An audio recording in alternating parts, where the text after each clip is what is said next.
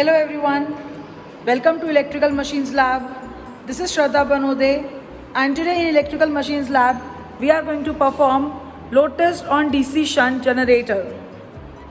Basically, load test on DC shunt generator and load test on DC shunt motor. These both the practicals are done on the same table because to perform a practical on generator, you will need a motor to give it a mechanical energy, and to perform practical on motor, you will need generator to connect electrical load to the generator. Alright, so this is the same table where we perform speed control of DC motor and magnetization of DC shunt generator. So you will find that the same setup, DC motor and generator set, is basically required for most of the experiments of Electrical Machines 1.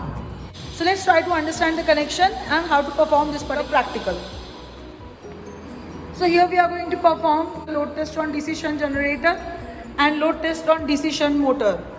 Again, this is the motor generator set which is kept at the back side of the table. The same generator we are using which we have already used before, and the same motor we are using which we have used before. Okay, this is just for your reference. Now, talking about the connection, the connections will be different. Circuit diagrams are already shared with you, so you can keep your circuit diagram for your reference. So first of all, let's concentrate on connections of DC motor. There is nothing new you are going to see on this motor, just like last two practicals. The connections of DC motors are made. The positive is given to L of the starter. Okay, positive of the supply is given to L of the starter. A of the starter is given to armature of the motor but through the ammeter. So you will find that A is coming to ammeter of 0 to 20 ampere range, and then it is going back to armature of the motor. Alright, because it is DC, the polarity you should take care of. And then from this negative of the armature, that is AA, is going back to negative. This is that AA which is going back to negative. Alright, then F is connected to field winding but through an rheostat here. So F terminal is coming to this one terminal of the rheostat, one fixed terminal of the rheostat, this one, and second terminal, which is variable terminal, is connected to F of the field winding. So this is connected to F of the field winding. FF is connected to ammeter to measure the field current. FF is connected to ammeter to measure the field current of 0 to 1 range, and the negative of it is connected to negative of the supply. So this is how the complete connections are done. Okay, armature की series में armature एक ammeter connected है, और field circuit के series में field के current measure करने के लिए एमीटर कनेक्टेड है. Rheostat is connected in series with the field to vary the field current, in turn vary the speed.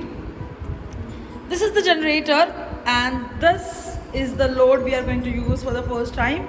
So first I'll be showing you this load, and you can see all the resistances are connected. This is a resistive load which can be used for AC as well as DC load purpose. This is the on-off connection, and we have number of switches. As we go on switching on the switches, the load will increase. Alright, so let's see the connections.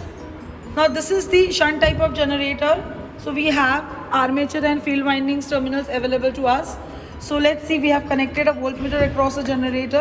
Okay, then the armature's first terminal is also connected to field winding. Here it is showing that field winding and armature are connected in shunt. Okay, it is connected to field winding, and from field winding another wire will be going to ammeter. Ammeter's positive and ammeter's negative will be connected to load's positive. Alright, then from load's negative the circuit will be closed. Now before that, the field winding, when you start from the field winding, of course the one wire of the field winding is going to ammeter, but the second terminal of the field winding is connected to rheostat. So again this rheostat will be helpful in varying the field current. Okay, so this is the rheostat connected in series with the field winding, and the negative of the rheostat or the other terminal is going back to negative. So field winding is connected back to negative through this rheostat. The load which is connected here will also be connected back to negative, and this is how the circuit is closed. So I explained you the complete connection of this DC motor generator set which we will be using for two practicals, that is load test on DC shunt generator and load test on DC shunt motor. So let's try to understand the concept first and then we will take the practical. So what we are going to do, let's try to understand the steps. Very first thing what we will do is we will switch on the panel, AC DC panel, and we will supply to this particular table. Once the switch is on, the motor will be started with the help of starter. Once the switch will be on or the DC supply is given on this table, the motor will be started with the help of DC starter. Now once the motor started, you have to set the speed. Yes, one thing I forgot to tell you is this is the field rheostat of motor, this is the field rheostat of generator. In the starting, field rheostat of motor is always minimum and field rheostat of generator is supposed to be always maximum to ensure minimum field current in the generator. Alright, so this is minimum, and once your motor start, you will set the speed with the help of this rheostat to 1500. Once it is set to 1500, then we will come here and then we will give field current slowly by decreasing this resistance. The field current will increase and hence the voltage will be built up across the generator. Once the voltage is built up across the generator, then what we will do, first reading we will take no load reading. So you have to measure voltage across motor, current through motor, voltage across generator, current through generator. Okay, so we will measure all these parameters and also the speed. Okay, and then one by one we will increase the load. As we increase the load, we will see how it affects the current. The current will be obviously increasing with the increase in load, and how the voltage drops takes place across the armature voltage. That is what we are going to observe for the DC generator. For DC motor, there will be decrease in speed also, so that also we will notice. Alright, so let's start performing this practical. So let's switch on from the switch box, and yes, that is minimum. Sachin sir is asking me whether this is minimum or not. Yes, that is minimum, this is maximum, and we are now starting the motor with the help of starter. Slowly it will increase and it is started, or even I can measure with the tachometer. Let's measure.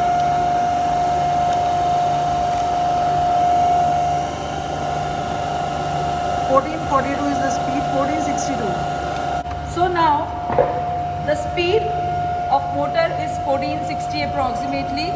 I'll try to make it 1500 because that is our requirement. So you have to check the speed also, and I'm increasing the speed. 1488, 1488, 1494, 1500. 1500 is the speed. 1500 RPM is the speed of the mechanical energy we are giving to generator. This part is done. Now we will concentrate on generator. Now what happens here? Right now the field current is 0. And because the field current is 0, no voltage is getting developed across the generator. So firstly, we will give field current so the required voltage get generated, that is 220 volts.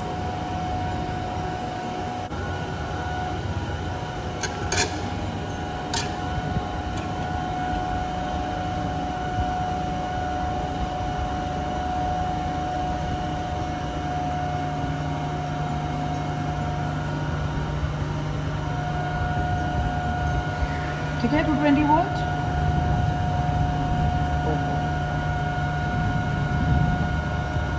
Alright. So now, see, this is a motor generator set. So first reading will be no load reading. But when you change the load, two things will happen. The effect of load will be observed on both the machines. The motor's speed will decrease, the generator's voltage will decrease.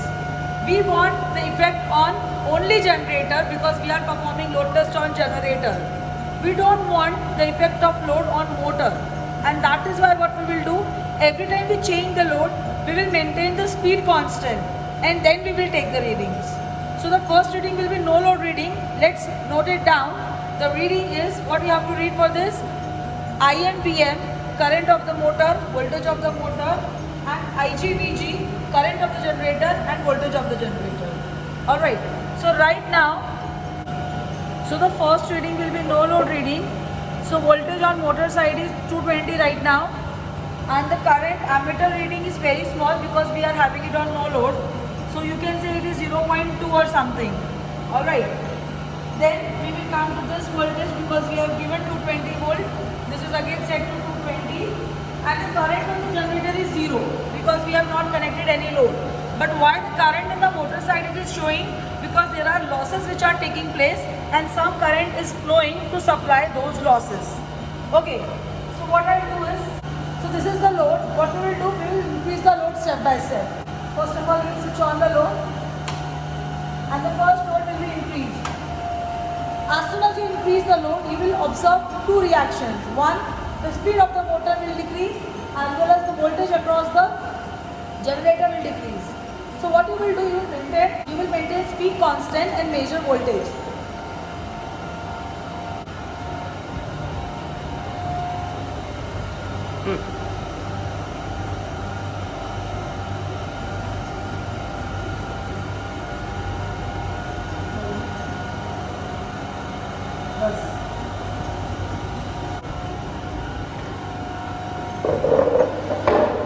Now when the speed is constant 1500, you will measure Vm, In, Vg, Ig. Alright. Then again the Vg is decreased here. Increase the load, the speed is reduced, maintain the speed constant, take the readings. You will find the current is increasing step by step as I am increasing the load. So there is the maximum current up to which you can increase the load. The maximum current of generator is 30 ampere. The maximum range of motor side is 19 ampere. You cannot exceed that. So just take the readings till the rated current is achieved. And after having the readings up to full load, like you are going no load to full load, then we will switch off the load. So I will show you how to switch off the load step by step. As we have switched on, we will switch off. We also have made the speed constant. So this is increased because of the load. Then we will make this field current 0, hence the voltage appearing across it will be 0. ये smooth नहीं है ऐसा चीज़. This is not smooth. And we will make it minimum. And we will switch it off from there.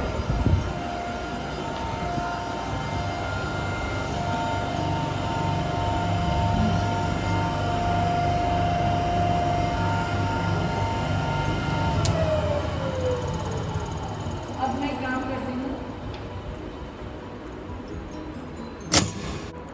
This is how we have performed the load test on DC shunt generator on this particular table, where DC motor was there to just give the mechanical energy and DC generator was there connected to the load. As we increase the load, the current increases and the voltage drops across the generator. This is what we have experienced. Okay, because there is mechanical coupling between DC generator and DC motor, when you increase the load, the effect will be seen on both generator as well as motor. So when you are performing your load test on generator, the motor's effect, that is speed, is supposed to be maintained constant. Is that clear? You will measure specifically voltage across the motor, current through the motor. Voltage across the generator, current through the generator. In generator, the speed is not required to be measured because it is constant. If you have any doubt, you can put into chat box, you can put into comment box so that I can solve your doubts. Okay? This is Shraddha Banode signing off. Thank you and happy learning.